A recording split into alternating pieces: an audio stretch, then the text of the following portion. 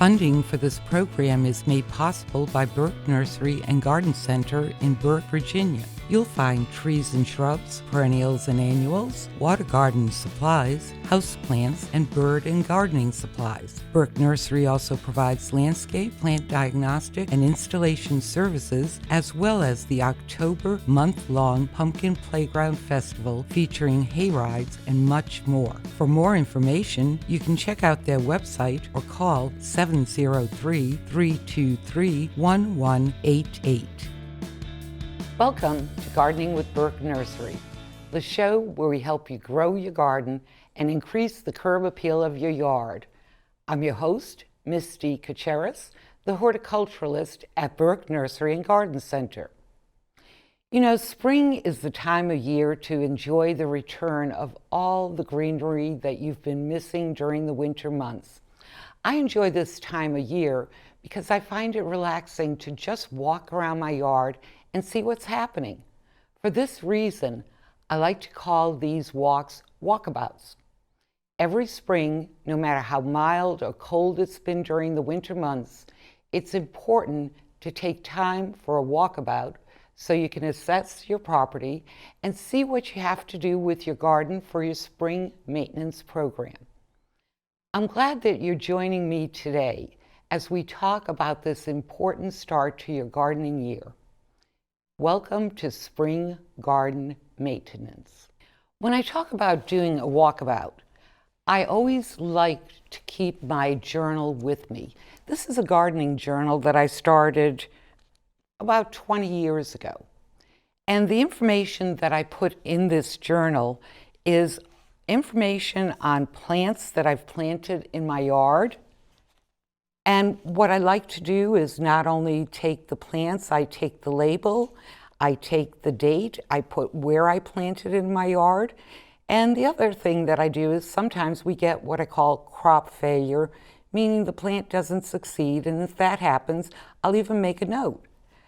What I also do, as I have my journal, is that I did my walkabout not that long ago. And what I do is I write in my journal the information that I find in my walkabout. So what I look for when I'm walking about is I look to see what has winter done to my yard.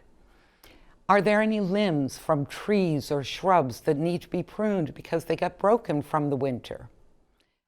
Are there any, besides those pruning needs, are there any spring pruning needs? Are there shrubs in the spring that need to be pruned versus other times of the year? Am I going to find any insect damage? Usually if I find insect damage, that damage comes actually from the previous year, but I may not have seen it over the previous months or even last season for whatever reason, so I look for that as well. Then I look at what areas need to be cleaned, and of course with cleaning that means what areas may need to have the weeds taken care of, and also do I want to plant any perennials?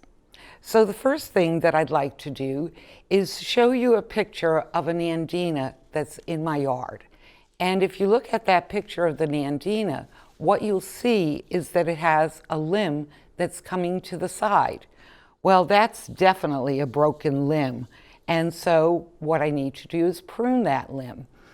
Nandinas are one of the shrubs that you actually prune in early spring, as are arborvitaes, boxwoods, butterfly bushes, even crepe myrtles. But I also have some dead limbs with my azalea branches. Azaleas normally you only prune after the season, after the flowering season, but you prune them before the 4th of July. Still, I'm not going to wait on these dead branches that need to be pruned, so I'm going to take out my pruners.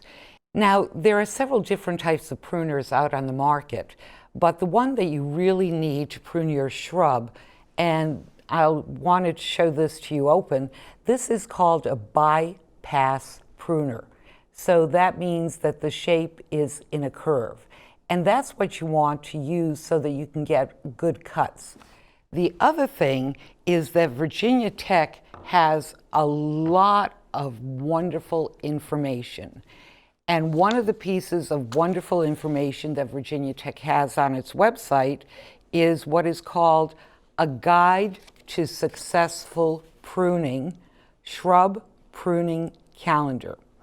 And to get this, you can actually just go to pubs.ext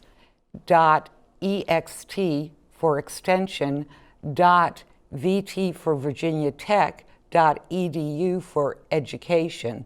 So that's pubs.ext.vt.edu. And with this calendar, what you will find is that it gives you the dates to prune, the dates not to prune, and that way you'll have this in your gardening journal or any place else you keep your gardening materials, and you'll know when to prune. If you have trouble finding the link, and the other thing, when you get to the website, what you need to do is get into their search engine and put shrub pruning calendar so that it'll bring up the right publication for you. And if you have trouble finding this or finding the link, feel free to email me at misty@burkenursery.com, and I'll be happy to send you the link. Now, the next thing is that we want to make sure that we're cleaning out the beds. And here I have a picture of my yard in an area that needs cleaning. And this is where you need to be cautious. What I mean by being cautious, in this picture, you're seeing some greenery. That greenery, that's not weeds. That's actually my black-eyed Susan getting ready to sprout out of the ground. And then because we have had mild winters, sometimes not all the leaves will fall off the trees until the springtime. Rather than using a rake, because I have those black-eyed Susans coming out, I recommend that you take some sort of leaf blower and blow off those leaves. And then if you find any dead part of the plant, to gently either prune that out, or sometimes with certain plants like black-eyed Susans or purple coneflowers, also known as echinacea, what you'll find is that you can just gently pull out that dead material. And then you have a clean yard. Of course, the next part of the walkabout is what I call the trowel test. And you'll see a picture actually of a very unsuccessful trowel test that I had in my yard. What happened was that I created a new garden last year, and I used various different forms of soil mix, and I decided this summer, or rather this spring, to test. And when I put the trowel in the ground, the trowel only went into the ground about 2 inches. Well, compacted soil is like cement. So what happens is that the roots can't grow properly, the soil doesn't get any nourishment, and your plants won't grow in that area. So it's critical that if you find compacted soil, that you actually use a soil amendment. And soil amendments vary. You can use your own compost if you have a compost pile, or you can use peat. And peat moss, this is sphagnum peat moss, and sphagnum peat moss is a wonderful material. If the area gets too wet, the peat moss absorbs the moisture. If it doesn't get wet enough, it retains the moisture. It's a wonderful soil amendment. Another soil amendment that I like is mushroom compost, and it just really looks like black soil. And it is the debris of mushrooms that mushroom growers have left over after they've grown their mushrooms.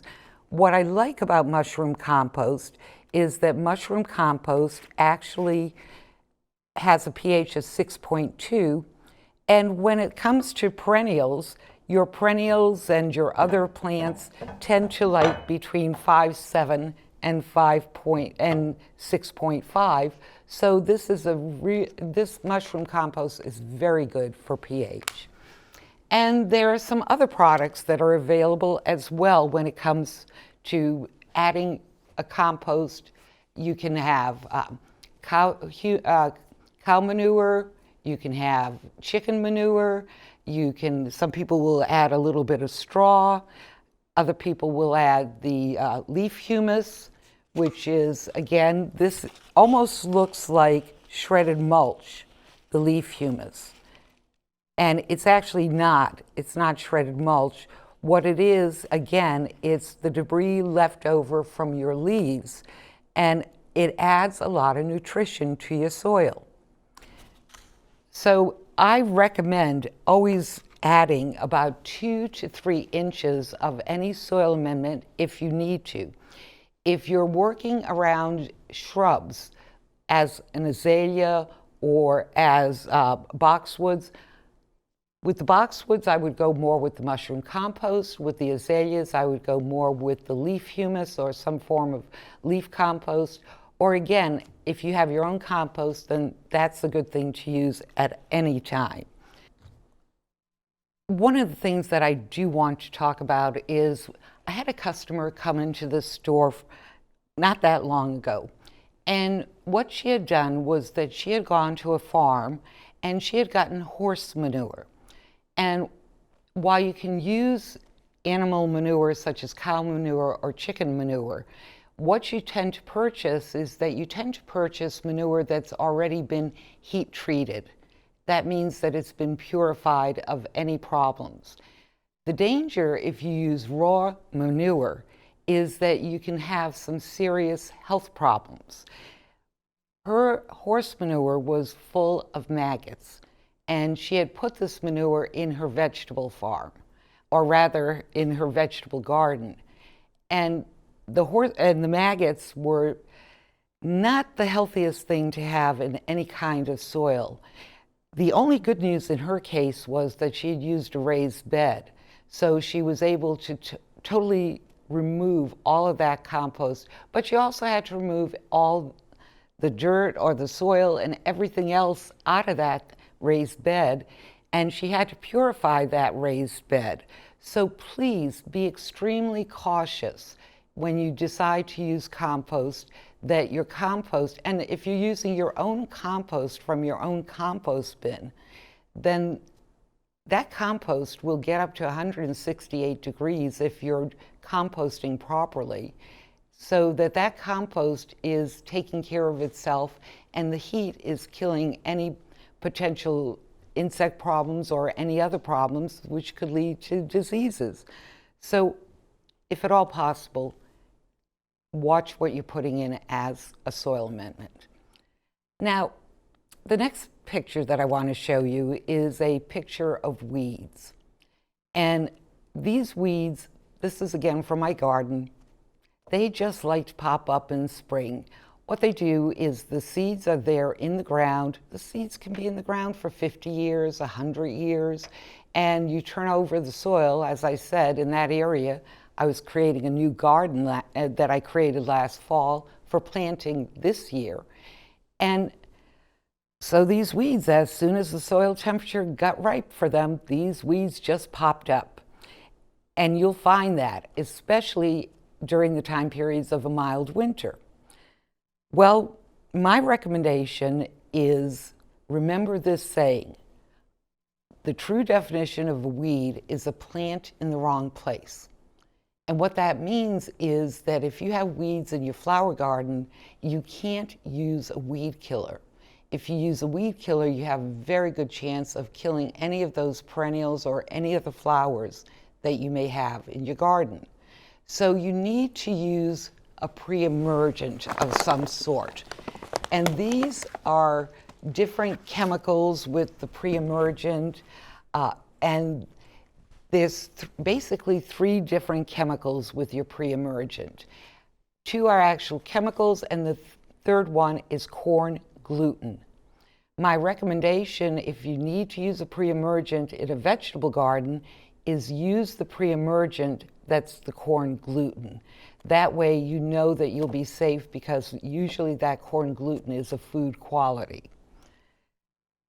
Then the next thing that you need to do is it's time to fertilize. And fertilization depends on what you have as far as your plants. You can use, if you want, a fertilizer that's for acid-loving plants.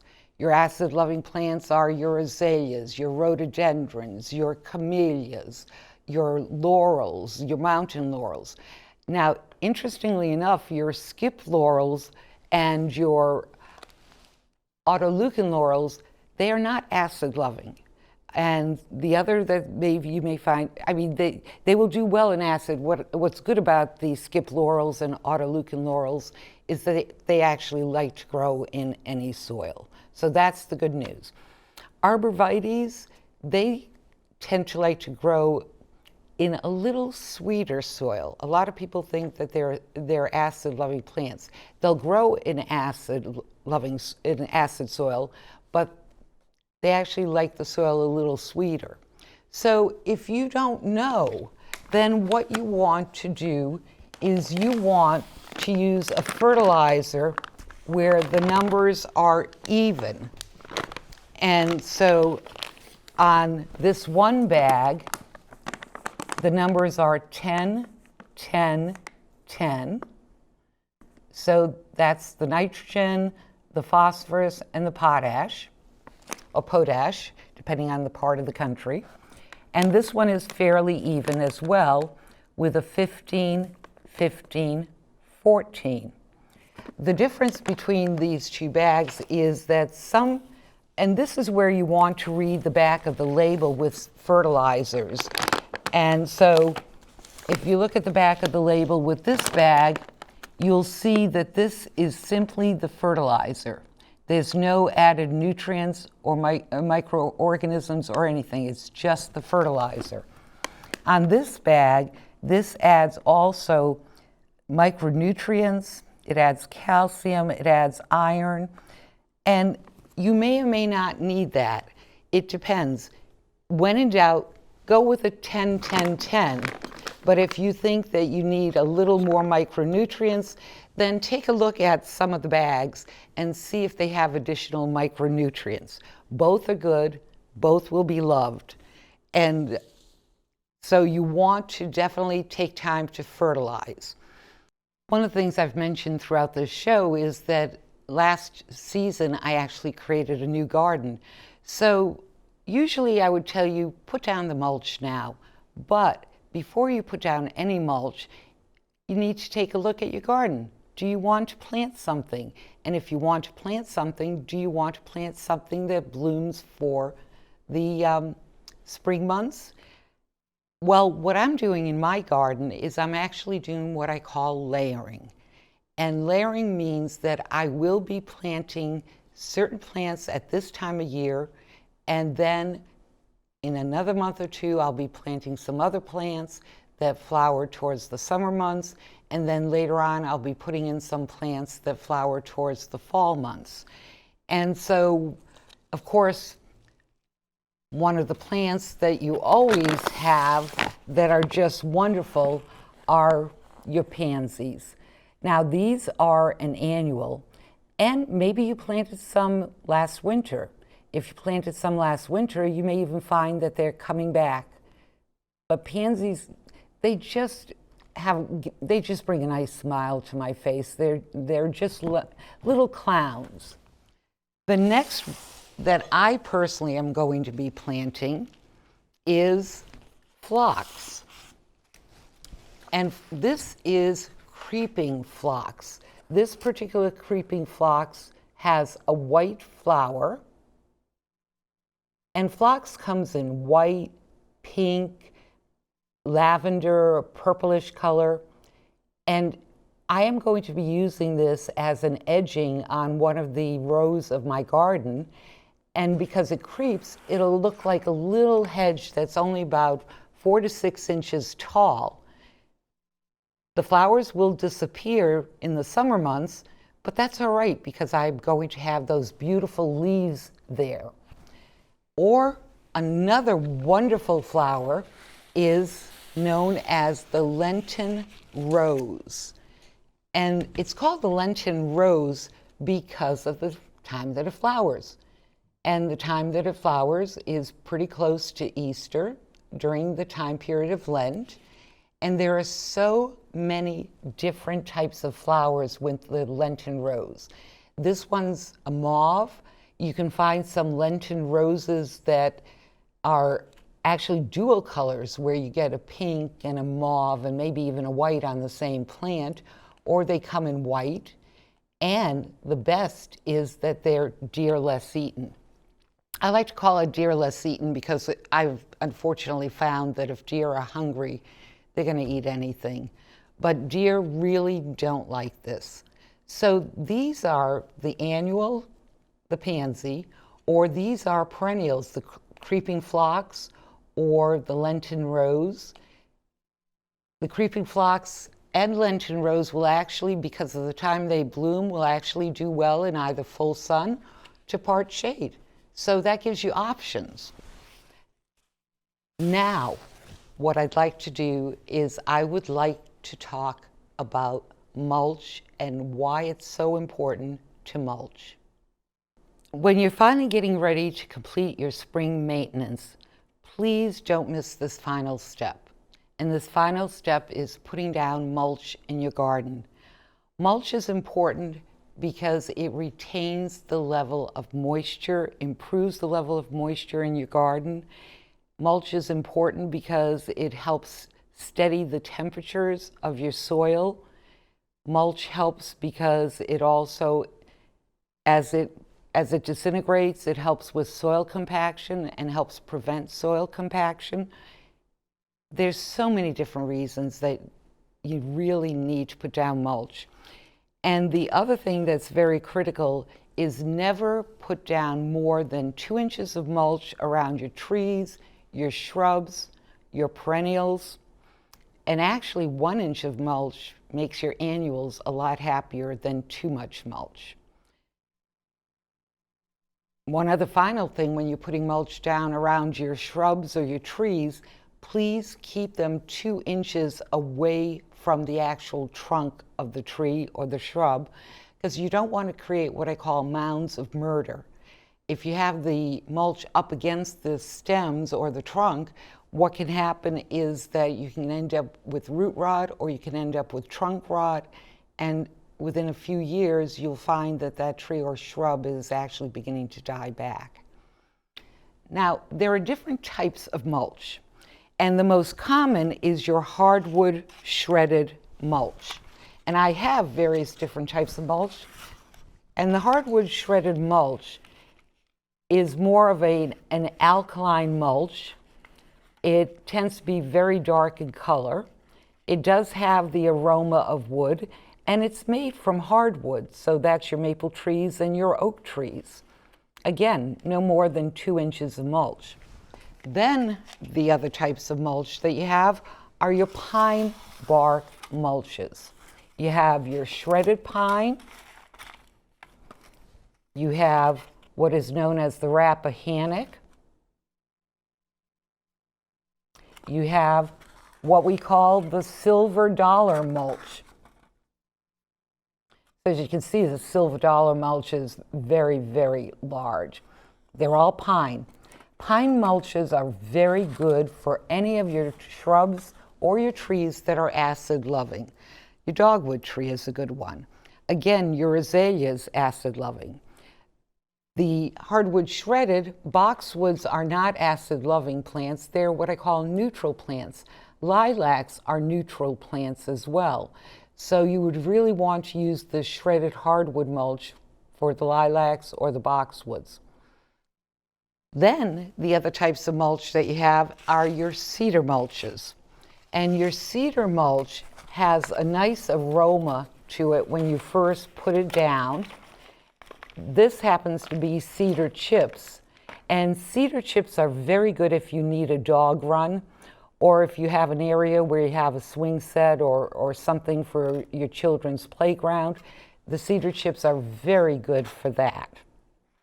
And then finally, one other thing about cedar chips, if you have problems with ants in your garden, then if you use the cedar chips, University studies have found, especially the North Carolina State University has found, that cedar chips will actually kill the ant holes.